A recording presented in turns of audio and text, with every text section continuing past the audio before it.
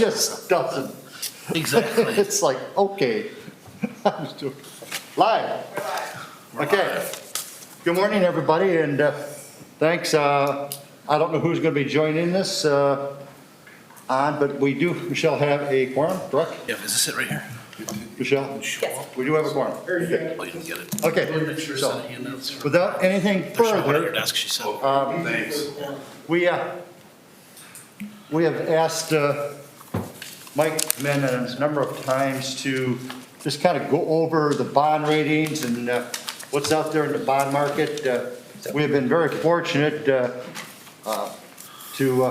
have some really good rates, and Michelle did a great job with the last notes, but we all know things are going to get tougher and tougher. And Mike, why don't you make your presentation, sir?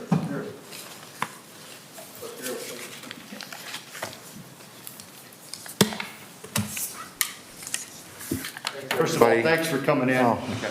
It's always my pleasure to come and give you guys an update. It's been a interesting year in Sandusky, obviously, with everything we've been doing.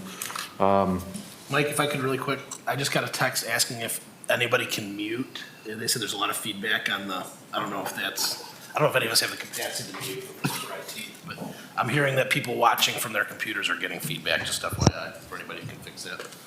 We can stay a little further from the mics, and that Okay. might reduce it. Yeah. We stay too far away from the mics and No, I know, it's, can't hear us. I mean, It's a very we got a two-edged sword there. sorry, I didn't mean to interrupt you. And then- Sorry. I just wanted to ask. Okay, great, thanks.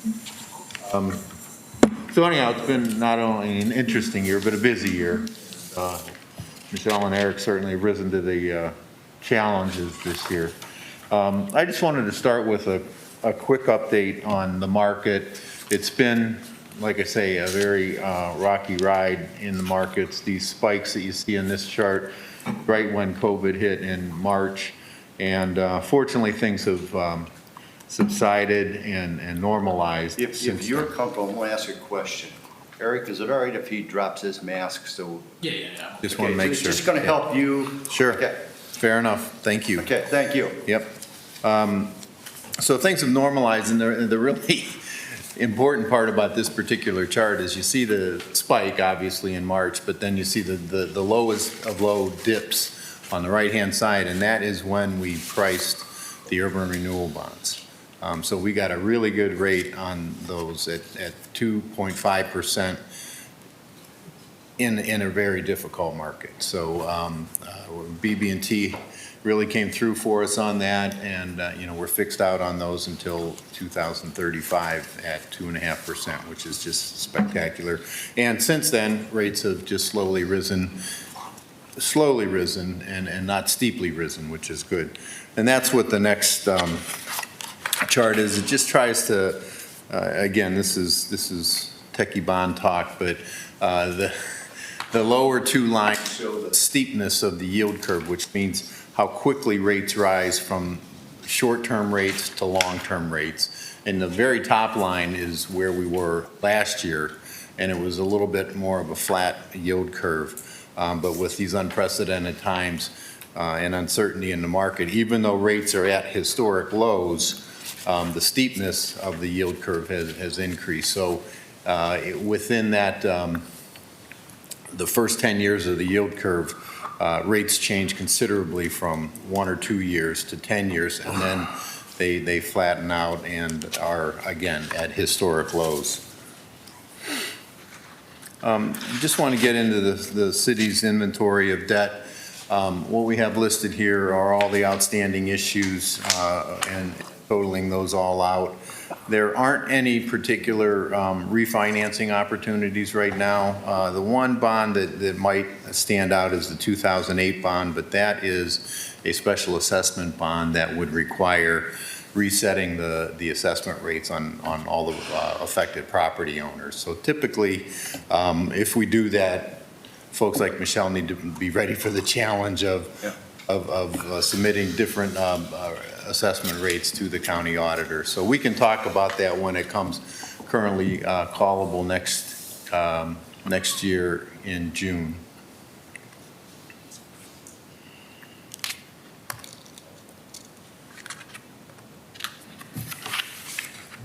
But otherwise, everything's pretty well fixed. Michelle, I just wanted to confirm that the Cedar Point loan is non-callable, as far as you know? Correct. Yeah, okay, so this Is now joining. this chart reflects all of that. The notes that we did earlier this month are typically non-callable, one-year notes. We just kind of fix those out for the term. So that's not unusual for those to be non-callable. When we do debt these days, we try to shorten the call features as much as possible. The unique nature of the urban renewal bonds helped us or caused us to have a little bit longer call date, an 8-year call on those. But again, we got a spectacular rate on those, so I think we're all satisfied with that. The next couple charts just are intended to help gauge for budgeting purposes and otherwise what the annual toll of the debt service is, and give you an idea on when things get paid off and roll off of the debt service requirements. We do have the 2001s coming up next year for being paid off. Then the library bond, which doesn't really affect city operations, only has 4 years left on it. And then after that, you can see how things roll off over time. And then on a principal basis, on page 5, you can see how the principal is paid down. And by paying down principal, obviously, we increase capacity, we release additional borrowing capacity, and can do other things with that. Page 6 is a snapshot of the city's debt limitations, and this is always key, and with anything debt related, it's a matter of ability to borrow and then ability to pay. That's the critical junction, and what these debt limits tell us is how much we can borrow. And basically right now, under the one limitation, the direct debt limitation, which is based on assessed valuation and current debt, we have a limitation on an unvoted basis of about $12.8 million. On the indirect 10 mil limit, which is a limit that's imposed by the state that controls how much unvoted debt any one particular taxpayer has to bear the burden of. Okay, and it's 10 mils, so it's based on assessed valuation, but it also incorporates overlapping debt, which means debt from the county and the school district. Fortunately, that's fairly straightforward here in Sandusky.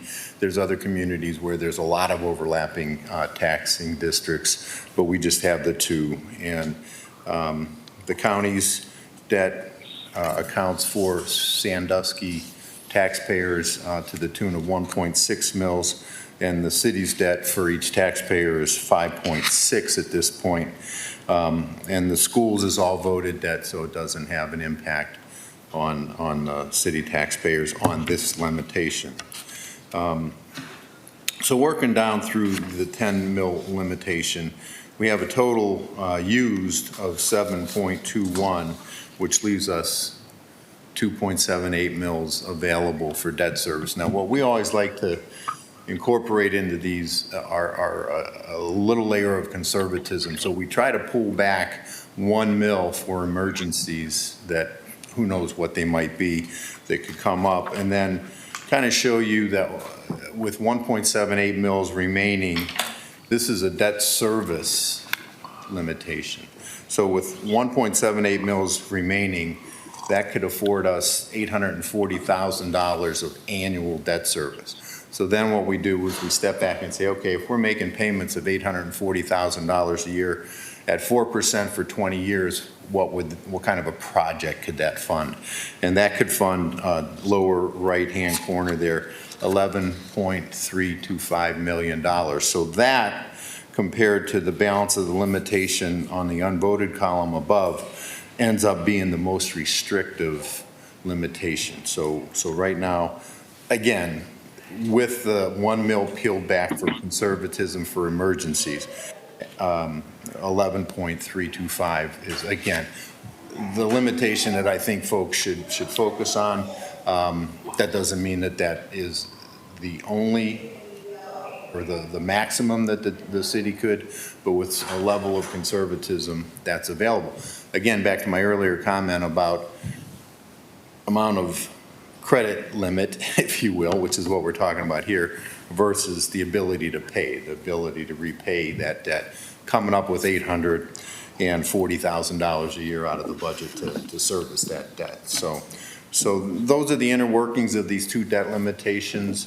They change as debt gets paid off, as debt gets retired, and as assessed valuation changes. Naturally, they get tighter if assessed valuation, for whatever reason, dropped like it did in, after the 2008 crisis. But fortunately, as of late, I know we have other challenges with different taxes that the city collects, but real estate taxes have been kind of steady over the recent past, which have helped these limitations. So, any questions on limitations? I guess, we've always looked at having a certain cash balance, and, Moody's has always looked at that and for our bond rating, and I thought when they re-rated this, I thought they were kind of kind. I mean, they dropped us a little bit, but I mean, they could have hammered us. Yeah, and that's the If you want to speak. last slide here. Yeah, this is the actual press release that Moody's provided when they rated us. What we did, the process there was, they were coming to talk to Michelle anyhow in September, whether we wanted them to or not. In previous years, depending on the size of the annual note issue, we would consider getting the notes rated to enhance the credit rate, the interest rate we might get. But as notes get smaller and smaller, last year I think it was 4.7 million or something, that didn't necessarily warrant a rating. It wouldn't pay for itself. You might get a better credit, better interest rate, but it might cost you more to get the rating. So we always look at whether there's a cost benefit to getting the rating. This year, they were coming anyhow because, as I mentioned to Michelle earlier this morning, what we learned right after we went through the process with Sandusky, anybody in the whole country that had tourism as part of their local economy had a target on their back from Moody's. They were coming after everybody for a review just to better understand what the inner workings of that particular local economy was.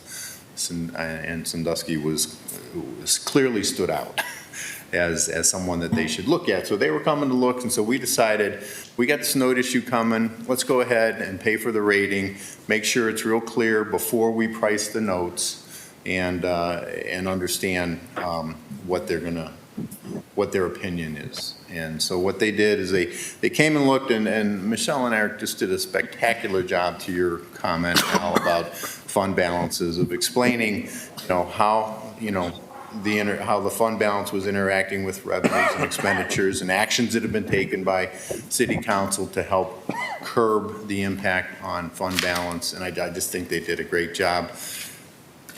You mentioned how you thought they were kind to us. With the job these guys did, I was really, and the city as a whole has done this year, working through these challenges.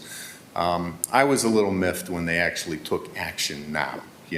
I mean, Cedar Point, in the bigger picture of things, they've done everything right to stabilize their finances, and I think we're still at the point with them where the future, it's blurry. We don't know what it's going to be until we get into next year. But at this point in time, in September, when we were talking to them, Cedar Point was still stable, even though the revenues were diminished this year. And we knew that was coming. Again, the administration took action to kind of curb the impact of that. And I think they've done everything they can to buoy the fund balance. Now, fund balance is only one element in the credit rating process, but it's like the acid test for us. When in fact, the county just asked me the other day, what's Moody's thinking now on fund balances? And what I had to report was that it's a moving target. And what happened was, over the last couple of years, everybody's economy was doing pretty well until COVID hit, right? And so everybody was kind of building their fund balances. So when you look with everybody, doing better, then they started to move their minimum fund balance for a credit rating kind of up. And we were, they never made an announcement about this, but we just started seeing it in the different credit rating processes that we went through. So my response to the county was, now an A-level rating, typically the Moody's is looking for fund balances of between 10 and 30% of revenues or expenditures. That I would say in the past used to be 10 to 20%. Like I say, that's something I had always said, that's what we try to keep. That was our bogey, to try to hit that 20 plus. Right, and that took care of us with our AA rating prior to COVID, okay? So now I truly believe that the bar is raised. 30% is, That's high. that's the high on the A level. We went from AA3 to A1 with the downgrade. It's not all about fund balances. I think it's clear to everybody that the rating action by Moody's this year had to do with the entire local economy and especially the tourism base of our economy here. So it's important to keep an eye on fund balances. Every effort that can be made to stabilize those and not draw down on fund balances any farther will go a long way. I do think that if it stabilizes around 10 or 15%, we might have another review that we don't like from Moody's, okay? So anything that can be done to kind of buoy that up into the middle of the... So if I understood you, you're saying that we'd like to keep it at least 15%, or that general area, because if it gets much below 15%, then... That will be considered a vulnerability by Moody's, is the way they put I it. just want to make sure we're Right. all on the same page here. Right, and then that's the thing about these credit ratings, is all these factors get taken into effect. The fund balances, the local economy, where revenues are coming in, what action is being taken by the administration to control expenditures, and then, that's how the sausage is made, and the end result is the ultimate rating. So as time moves on, see how, fund balances are affected by all those elements, and then the overreaching aspect of the economy and how that's worked in. Because, there's things going on in the economy that the city has no control over. And that's always the most difficult part of the rating process for some folks to understand. Things that are out of the administration's control do impact the credit rating also. So I think we're in pretty good shape. I just wanted to ask a question. How do we balance that desire to keep the fund at 15% with the desire to get through the next year's budget without having to lay off, 20 employees? Yeah. And I guess that's my question is, if we have a plan to get back to 15% plus quickly, if we end up between, say, 10 and 12% at the end of next year, is the Moody's factor one factor to balance with that? Or, because we're in a very real situation where that's $1 million difference in what we carry next year or not, and that's 15, 20 city employees that are the only place we can look to, between the difference between keeping $2.2 or $3 million in that fund. And so I just want to make sure I understand, Right. How do you balance this Moody's factor with the very real factor of having to operate the city next year? And are there short-term sacrifices that can be made if there's a plan to get back in place in the long term? Or do we need to hold that 15% as a steadfast number? No, that's a great question, and my immediate response to that sort of question is, you don't let the tail wag the dog. Moody's rating is important when you go to borrow money, okay? And depending on when we need to do that and what fashion we need to do that, frankly, I don't think, we've historically had this annual note issuance that we do to keep sidewalk programs going and whatever immediate needs there are. Your rating isn't going to affect the interest rate you get on notes, okay? It will affect the interest rate you get on bonds more severely, okay? So if we don't have necessarily any long-term bonding needs. What's your opinion of severely, percentage-wise? Oh, good This question. to this. Right. Because, that's where the rubber meets the road. If it's 1/10%, we may take the hit from Moody's. They didn't do us a real great job when we increased tax revenues. I mean, it seems to me we went up by as much as we went down, and there wasn't the same reaction when we went up to pat us on the back and give us great changes.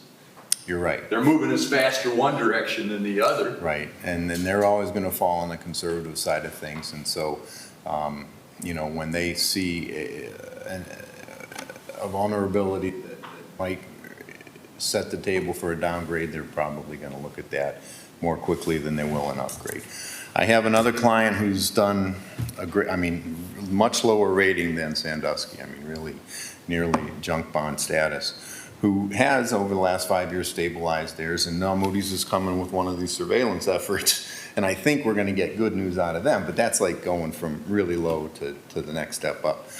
To answer your question, no, I'm going to go back. I'm glad I had these charts here, because if we go back to page 2 and take a look at the yield curve, to answer your question, rates are at historic lows. So it depends on where interest rates are at the time you go to borrow debt. If in what I consider former normal interest rate environments, a short-term rate would be 3.5%, 1 or 2 year rate would be 3.5%, and a long-term rate would be 5.5%. Right. We're not there now. We're at sub 1% on the short-term stuff and less than 2% on the long-term stuff. So what that means is that the interest rate environment buys us time here in Sandusky. So it's a good thing if we had to borrow now. Fortunately, we're in a low interest rate environment, so that a ding in our rating isn't going to cost us a lot. But in a more normalized interest rate environment, it might cost more. That's my point. I'm not totally panicked about it. I just, I think we need to be prudent, but we're in unprecedented times, and, we may have to run this thing a little differently in the next 24 months to get through it with some semblance of consistency for the constituents. Yeah, I totally agree. And back to my comment, don't let the tail wag the dog here. You got to do what you have to do. Mr. Chairman, Yes, sir. if I understand you correctly, I think the point you're making is that we can't overweight the value of Moody's rating. Because, as you're saying, you can't let the tail wag the dog. In our situation, we are sitting on we think we'll be sitting on $3.2 million as a cash fund balance at the end of the year. And if we as a city are drowning, the first thing we need to do is keep our nose above water. And we're going to do that at any cost. And if that cost is only an increment portion of what Moody's rates us on, then it still behooves us to spend those dollars down to a certain point. That's right. Okay. And manage the city well. And back to the infrastructure of ratings, generally, when Moody's takes an action like they did, we like to think that that's good for at least 2 years, because if they felt it was an A2 instead of an A1, they should have done it now. Okay, but to Chinese torture us and drip these downgrades over, it's just not their style. That's just not the way they do it. They do a very thorough analysis, and they're looking for the long-term investor, because that's who looks at these things. So I think we're in a pretty good place right now for at least the next 2 years, which gives you guys plenty of time and the economy to recover, plenty of time.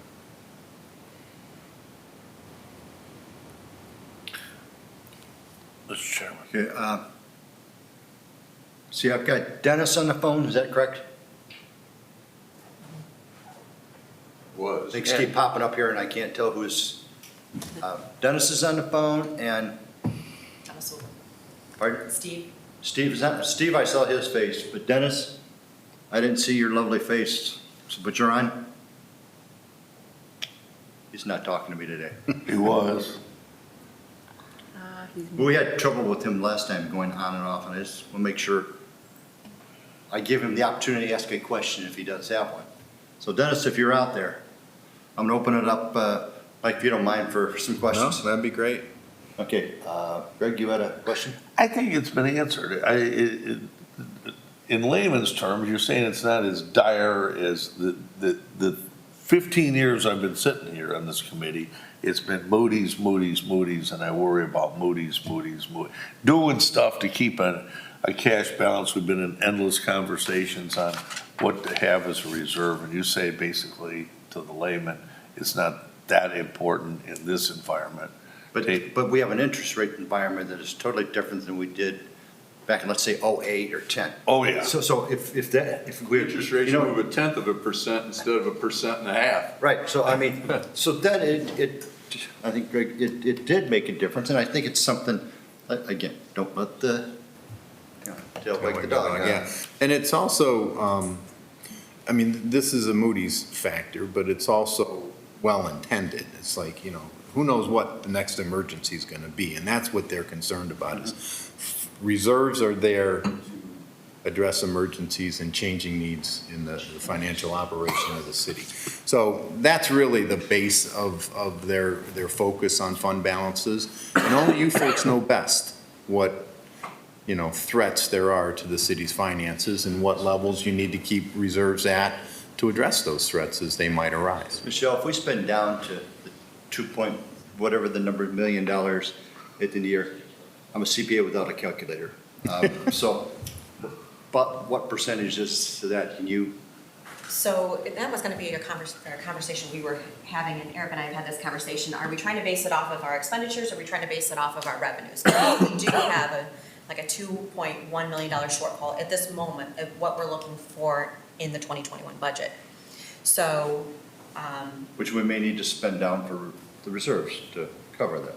Right, and this is just first draft. We have some work to do yet No, on the budget. I'm just trying to get a feel for the percentages. So- If we, If we were gonna go with the figure of expenditures being for even numbers, $20 million. If we're looking at 15%, we would need to be at $3 million if we were looking to stay at 15%. Okay. And I know we've had conversations before that, we would be comfortable going below that 15% number. So we'll continue those conversations and see where we can come to agreement on. So is it revenue or is it expenses? What would be your suggestion on Well, them? typically in government, we see those being the same percentages, You spend typically. all you take in, is that? Exactly, Yeah. exactly. So if it's unique in your mind, it doesn't really matter. As always with these things, you should take the lowest common denominator, so whichever one of those statistics is less, that's probably the one you should focus on. as Mr. Brady indicated, we also have to take care of the people in the city of Sandusky. That's your mission, and that's why, that's what you have to address. Again, credit ratings are only important when it comes to borrowing money. History of the city of Sandusky is that you address your borrowing needs with short-term debt that is always at the low end of the yield curve. It's an excellent way to manage your debt because it's lower interest rates, but then you have control over how much of that debt's going to be outstanding from year to year. If you have a banner year, you can pay down your debt more aggressively. Whereas once you fix it into 20, 25-year bonds, you're kind of stuck with that until your next opportunity to refinance. So that's why we love note issue programs, and you guys have always practiced that. That's an interesting concept I want to, get out. I mean, that's why we do the notes as opposed to bonds, because once you get the bond, to pay that off there's going to be a steep penalty. Yep, and we ended up less than 0.5% this year. I mean, Yeah. it was a great result. Going through the rating process, I will say, getting the MIG-1 rating on the short bond notes did help the sale because, again, a lot of other notes are getting sold out there that don't have any rating, so it's a little fuzzier for investors. We put the MIG-1 out there and we got rewarded.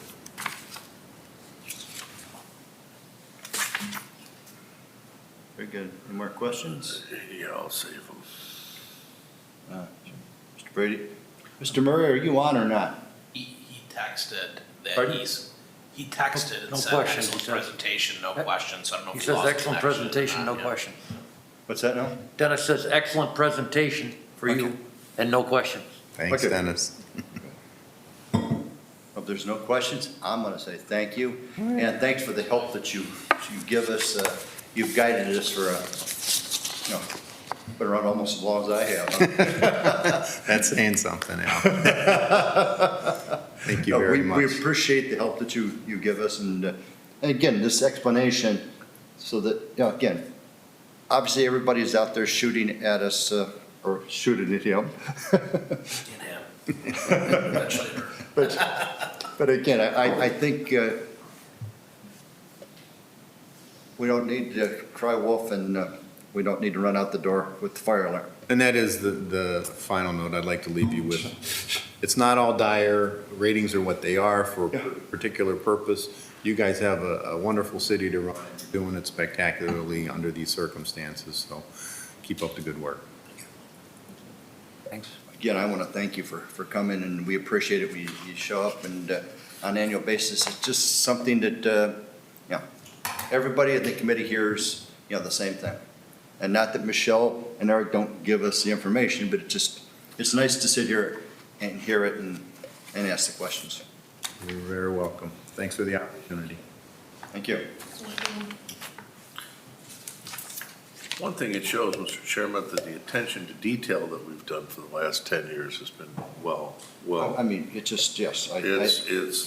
We sat in meetings 10 years ago, Eric, and people would say, oh my gosh, at the end of the year, you have a $5 million carryover or whatever. And there was discussions on what the minimum should be that we said. And it's all just part of a history lesson. And I think the history lesson will show that the decisions we've made in the last 10 years under Mr. Nichols were pretty darn good and really set us up to get through this, Al.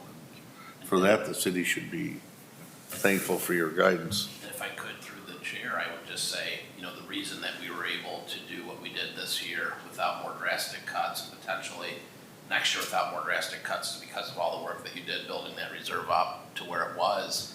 And now it's just a matter of finding balance while we get through this. And I think once we're through this, the goal should be, during it, to keep it at a number that is responsible, and then after it, just as quickly as we can, get back to where we were before. So if something comes up again, we'll be in a position, whether it's we're grateful for everything that you've done, that put us in the position to manage this a little bit more smoothly than would have been possible without the 21% reserve that we had walking into this year. Well, I mean, it's just, I was negligent, and I wanted to, in the interest of Mike's time, get moving, but I need approval of the September 18th minutes.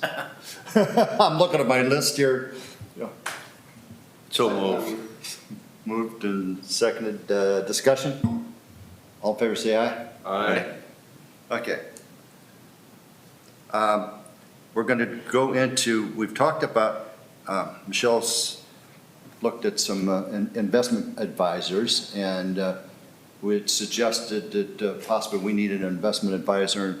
I'm sorry that Dan couldn't make it today, because obviously at the hospital we go through that a lot, okay? You've interviewed some people? Through you, Chair, we went through an RFQ process, so request for qualifications, and we came back with, there was 5 that submitted for qualifications. So we have all of those qualifications, and I'm looking to see who wants to be on a selection committee to review these qualifications from these 5 firms, and we'll go through the rating process. And then after we get that compiled, we'll actually go through and talk about cost and things like that with these firms. I'll be happy to be on it, and I'm going to draft Dan. You may not know it yet. Okay, but I mean, again, Dan's been through this with the hospital. I mean, it's something that he's quite familiar with, and I'm sure that he would agree. Steve, do you have time to work with this too? I mean, I'm looking for people that have looked at these. More than willing to do that for you. Absolutely. I'm sorry? Absolutely, yes. Okay, so Steve, how about you, myself, and Dan Manchin, and Michelle, and Eric? And I try to keep it short and sweet, because trying to get too many people together with their schedules next to impossible. Absolutely. That sounds great. Does that work for you, Mr. Wobser? Absolutely. Okay. Steve, thank you, and Dan, thank you out there. I'll text him. But again, we've gone through this a couple of times, and so it's something he's gonna be able to add a lot of input. Perfect, perfect. So I'll send out all the information to those people and we'll get that rating process started. Yeah, I just want part of those 6.5% bonds that you issued, Steve. It's a hell of a rate. They ignored me. Okay, budget discussion. We have a very nice presentation here. If you are looking at it on an iPad or something like that, it's in full color. And for us older people, I can blow it up with my iPad and see it. I'm sorry, no. Okay. Right, through you, Chairman, can I go ahead and dive in? Absolutely. Okay, so I sent out financials as of yesterday, so the October 22nd financials. As a reminder, we started the year with about $4.9 million in the general fund. Where we're at, as of yesterday, we're at $3.5 million. So as a reminder, we did a lot of cuts early on in this process. Administration took a 10% pay cut back in April. So a lot of things that we've done this year has helped us weather the storm. As we've already mentioned, you know, the great And general. how much did we burn down on the stabilization fund? Because I think you knew that question was coming, I didn't knew you? it was coming. So at the beginning of the year, we had just over $1 million in the payroll stabilization account. At this moment, we paid for one of the pays because there is 27 pays this year, has the balance at $640,712. With the estimated payouts that we've already made, plus we have, at this point, I know of 3 more this year, we're going to be paying out about another $447,000. Puts our balance at about $193,000 at the end of the year. So again, kudos that we had that reserve there, and it's been. It gets us through a lot. Absolutely, absolutely. I remember that extra payroll in 2008, and we didn't have the money. Yep, absolutely. So that has been great. So again, you know, we had 253 full-time employees at the beginning of the year. As of the end of September, we're down to 225 full-time employees. So any position that comes available, it's being looked at to see, you know, if there's any cost savings there, if there's attrition there, and we're doing everything that we can to manage our expenses to the best of our ability. The other Question I would have for you, obviously, we've lost some, what I'm gonna call higher paid individuals. That sooner or later, you have to replace it. So, are you gonna hold off on that, or is that something you are gonna have to? Through the chair, we're taking on a case-by-case basis. Obviously, we replaced the law director position. Right. We just filled the police chief position. I think Matt Lasko's position is one we'll have to fill as quickly as possible based on some of the transactional responsibilities he had that are really critical and where projects are at. With most other positions, we're gonna do our best to take time. You know, for example, Matt's department went from 10 employees to 7 employees through planned layoffs, but has gone from 7 to 4 through unplanned attrition. And so my guess is within the course of 21, you'll see us get back to maybe 6 there and then try to add a 7th in 2022. So but we'll probably do 1 quickly, 1 mid-year, and then 1 toward the end of the year to get back to that 7, which is still down 3 from where we were post-COVID. And by the end of the year, we're gonna have some idea of whether or not, how far this is gonna carry over. Exactly, and that's the big thing that we're looking at with all of this is how much of this can we buy time? You know, there's still the question of federal stimulus dollars, whether one more bill's coming. Cedar Point's estimates are still, you know, a best guess at this point. We really don't know what 21 is gonna look like for them. And so the more time we can buy at the beginning of the year to have better understandings of those two things, the better it is. But we're gonna be as conservative as we possibly can as we work towards that in filling positions or programmatic dollars as well. Michelle and I were talking yesterday, you know, with things like the housing fund or the economic development fund, we're gonna wait till later in the year if we can and then transfer those to general fund if we have to, and if we don't, we'll figure something out. But the goal is to give ourselves flexibility and time to see what actually does happen in the environment, which is still pretty uncharted and really hard to see which way it's gonna go over the next 6 months. I wanna compliment both you and Michelle. Both of you have said numerous times since we started the meeting, Michelle and I have talked, and it's great to see that communication, because I think it's critical, Eric, for you, and obviously critical for Michelle to know what you're thinking. So I compliment you on, We've had a lot of give and take over the last few months, so it's just. probably more than you want to, but I compliment both of you on. Which is exactly, is good for the community, if not for us at times. It's great to see the team working together, okay?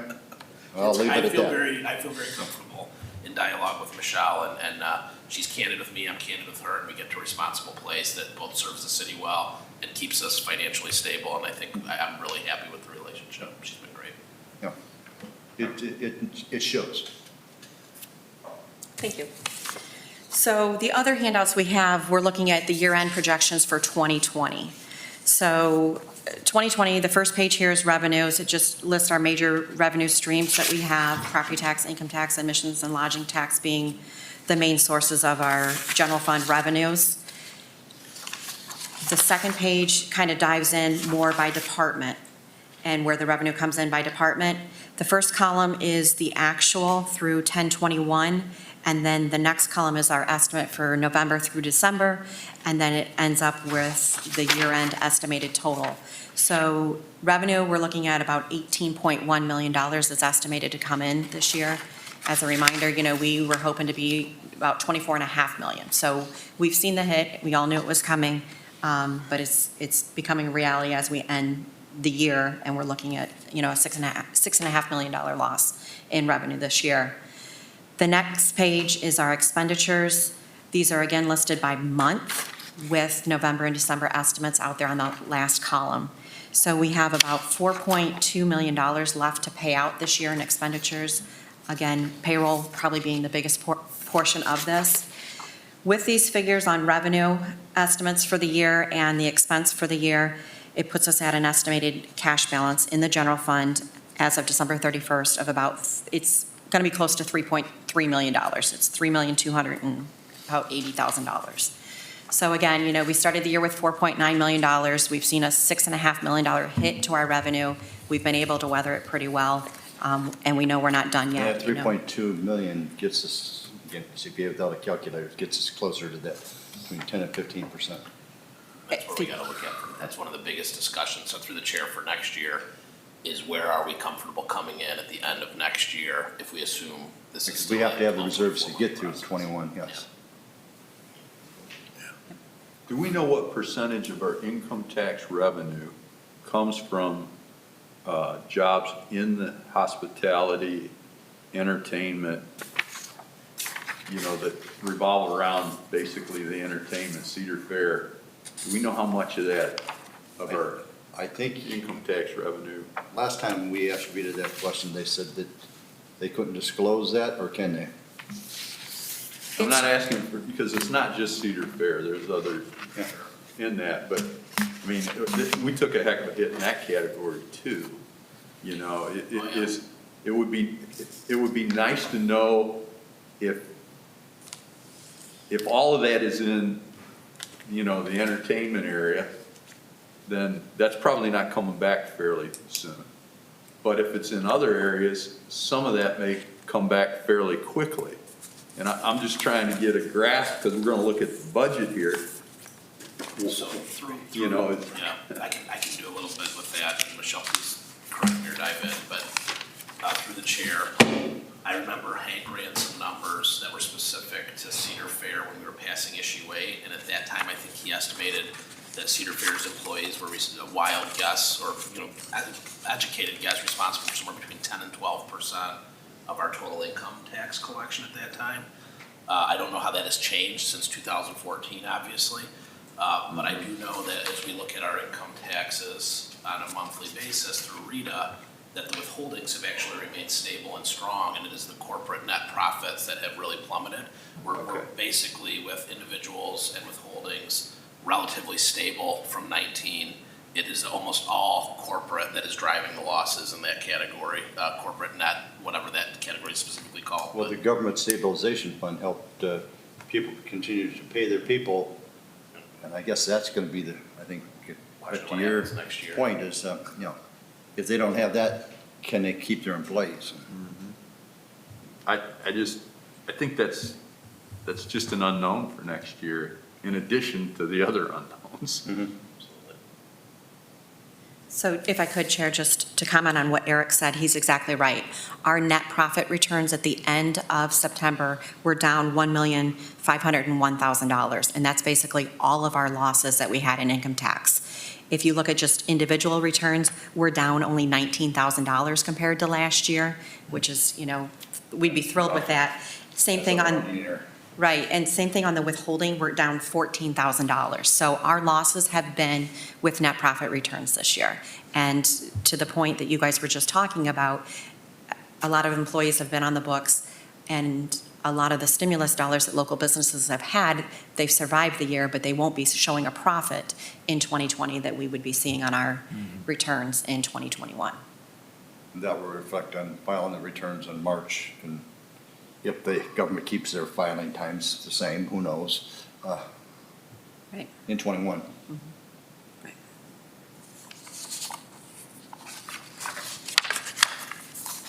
So that's where we're at for the end of this year. As we know it, for the moment, we're looking probably to end the year about $3.3 million. This does not include any other stimulus dollars. As we know, there's been talks of additional stimulus dollars, but it's unknown. So anything above that would be great and add to this Nice balance. to have, but we don't want to count on it. Eric, it'd be nice to have, but we don't want to count on it. No, we're not counting on it, but call your senators and congressmen and let them know how much we can help, how it would benefit us. So on the next sheets, it's the 2021 estimated revenue and expenses. So this is where the conversation we've already had briefly of, where do we want to be? We know we're going to have a cash balance going into 2021, but how comfortable are we on spending this down? This is just a first draft of the budget. We have to have a first draft done by November 1st, which is already next week. But what we're looking at the moment for revenue in the general fund, we're looking at about $17.8 million next year, and expenditures being closer to $20 million, about $19.997 million. So we have a $2.1 million shortfall as the budget sits right now. We still have conversations and meetings with department heads next week to continue making cuts and seeing everything that we can do to get this to be less of a deficit for next year. And I think just through the chair, at this point last year, at this time, we had a $1.6 million deficit.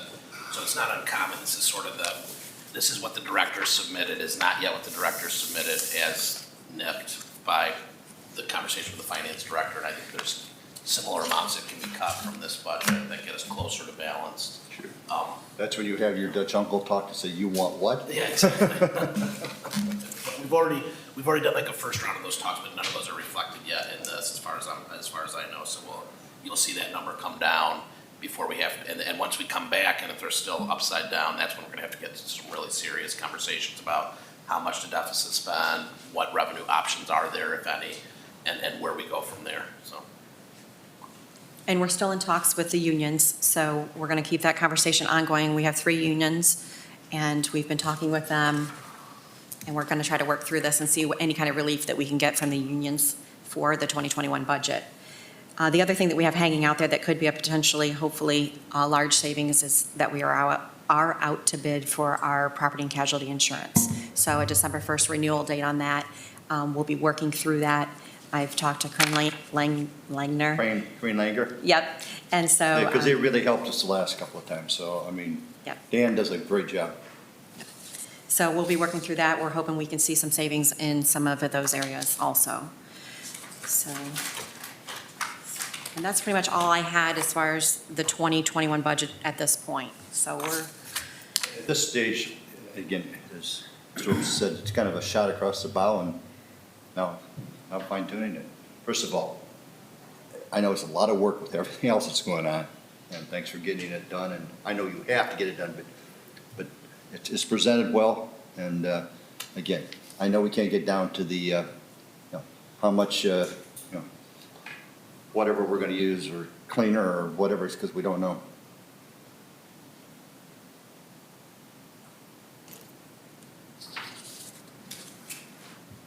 So if anybody has any savings ideas or revenue generation ideas, we've had talks about revenue for next year and areas that we could look at enhancing revenue. Obviously, we don't want to hit, people while they're down, so we're looking at areas that we could possibly increase revenue without hurting someone else's pocketbook too bad.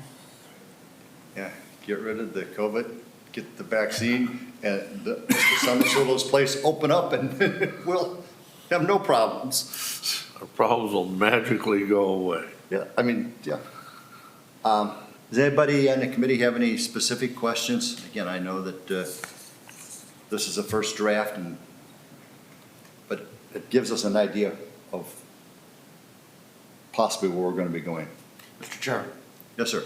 Michelle, I think it's worth noting that you have been, I think appropriately so, you've been very conservative on both your admissions tax and your lodging tax. You're at less than 50% on the admissions tax revenue that we were, say, a year ago, and about 66% on the lodging tax. Either of those numbers improved, and that certainly shortens, narrows this gap. I'm certain that you have the 885 from the last federal stimulus dollars baked into this year's. Hopefully something else will be coming, and that's just a hope, of course. But we do have something coming, I think about $250,000 from workers' comp. Do we not that will go into 2021? Through you, Mr. Chair, to Commissioner Murray. So we do have that. It's shown in the 2020 revenue projections. It's under refunds and reimbursements. We do expect another BWC refund this year for $240,000 that is going into the general fund, and that is reflected in here. We have not received it yet, but we have notification. Okay. We have And that would go into notification that's coming. 2021 or into 2020? 2021. Okay. Or I'm sorry, 2020, this year. I was saying, 2020, you got it this this year, year. right? I just want to make sure, yeah. Okay. Well, I thank you for being conservative on it. I think we're going to do better than that, but I thought COVID would be behind us by the 4th of July too, so don't let me pick lottery numbers for you. Yeah, and we're going to continue the conversations with Cedar Point, because that number, going either way makes a big difference to our Sure budget. does, So yes. we'll have And conversations at length. Steve, to your credit, I think Cedar Point's been very, as open as you can without any of us wearing orange jumpsuits, and yes, we appreciate that. Michelle, I know that you're going to pare this down by working with department heads on the budget.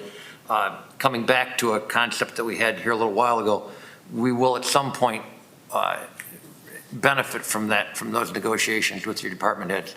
But we also should be prepared to have, and I'm going to use the term that I think Commissioner Murray has used before, and that is some type of a smorgasbord of ideas that we can use, that we can implement if we have to implement that. The last thing that I want to do is touch upon or even openly discuss personnel layoffs. I think that needs to be a last-ditch effort. I do not want to put the fear of God in employees. We need to raise morale, not lower morale. So let's be creative if we can outside of that realm. I know that's asking to put together a Rubik's Cube here, but that is my priority. That is my personal priority.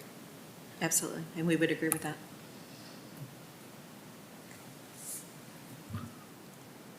I think that's well spoken, Mr. Brady. Yeah, I think it, Even underneath this mask. Even underneath the mask, and especially in light of what we heard this morning. yeah, again, it's. That helps that whole theory. And again, I think having these monthly meetings, and I want to thank everybody, because I know it's another meeting, and some of us don't need just another meeting, but I think it's done very well, that we are on top of it. Nobody can criticize us, that we're not looking at it. Okay, so I think I appreciate everybody's additional effort to attend these, okay? And, I'll even kick in an extra $1 for Stahl's extra donut if necessary. No, that was a bad thing. You want to stop that? We started that tradition, Eric, in 1986. It goes back a long time. If it's time to end it, just don't show up with them. We're good. No, I will, I get my social security check on Wednesday, and I get my dividend check on the first of the month, so assuming Mr. Murray doesn't mess that up, I'm hopefully still on, because he'll catch the joke. I'll kick in the $1 for the donuts, but they're gonna be day-old donuts. That's okay. Okay, in all seriousness, anybody else have any questions of either Michelle or Eric? And again, I want to thank you again for coming today. Okay, I don't know if you can hear me back that way far enough or not. Again, thank you again, a great presentation, and thanks everybody for attending. Next meeting will be 11/20. So, again, thanks for everything that everybody does, okay? And then you can send that information out, and I'll let Dan know what he's volunteered for. And Steve, thank you very much for volunteering. Perfect. Yes. Thank you, guys. If there's nothing else, it says public participation, but I don't think we, I received none. okay. So, Michelle's never had that treat where we've had a lot of people here, because since you've been here, we've been organized. well, Eric never gets any calls either. I'll take a motion for adjournment. So, Yeah, Okay. or said something stupid. Thank All in favor, you. say aye. Again, thank you very much for your time and efforts, and because I really strongly meant that it's nice.